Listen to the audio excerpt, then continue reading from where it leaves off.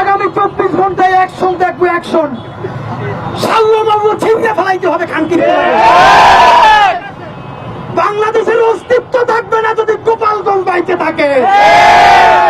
গোপালগঞ্জের প্রত্যেকটা উপজেলা ভাগ কইরা পাশে মাদারীপুর, ফরিদপুর প্রত্যেকটা জেলার সাথে অ্যাটাচ করে দেওয়া লাগবে।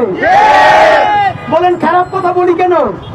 দিল্লিতে বৈশা প্রকাশ্য দিবালোকে হামলা কইরা আমার ভাইরে খুন করার চেষ্টা নেওয়া যায়, এই তো অশ্লীলতা না? আর আমার যেই বাচ্চাগুলা নিজের বুকের রক্ত দিয়া যেই গ্রাফিতির দেয়ালে লেখা খুনিয়া সিনারে ভাগাইছে, সেইটার মতো মহাপবিত্র কোন শব্দ নাই।